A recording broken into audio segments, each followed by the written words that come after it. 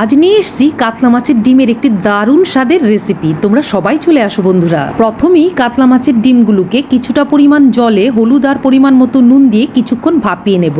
আর সাথে দেব কয়েকটা গন্ধরাজ লেবুর স্লাইস। তাতে করে ডিমের আষ্টানি গন্ধটা তো থাকবেই না, বরং একটা সুন্দর ফ্লেভার আসবে। আর তাই কিছুক্ষণের জন্য ঢেকে দিলাম। কিছুটা সময় হলো, এবার ঢাকনা তুলে নাড়িয়ে চাড়িয়ে দেখবো ডিমগুলো কতটা পরিমাণে সেদ্ধ হলো। না, আর একটু সময় লাগবে, আর একটু হবে। এবার খুব ভালো করে ভাপানো হয়ে গেছে। এবার ডিমগুলো থেকে জল ছাড়িয়ে রেখেছি। কড়াইয়ে দিলাম সর্ষের তেল, তেল গরম হয়ে গেছে। ফোড়নে দিলাম রসুন কুচি।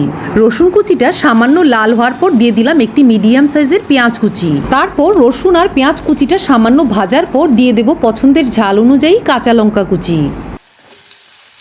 এবার কিছুক্ষণ সবকিছু একসাথে ভাজার পর দিয়ে দেব হলুদ গুঁড়ো আর লাল লঙ্কার গুঁড়ো, দিয়ে সবকিছু আবার একসাথে ভালো করে মিশিয়ে নেব।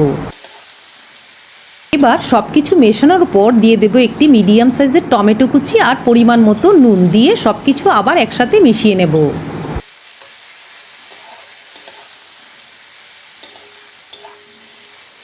মশলাটা সুন্দর ভাজা হয়েছে, গন্ধও কিন্তু দারুণ বেরিয়েছে। এবার দিয়ে দেব ভাপিয়ে রাখা কাতলা মাছের ডিমগুলো, দিয়ে সবকিছু একসাথে ভালো করে মিশিয়ে নেব।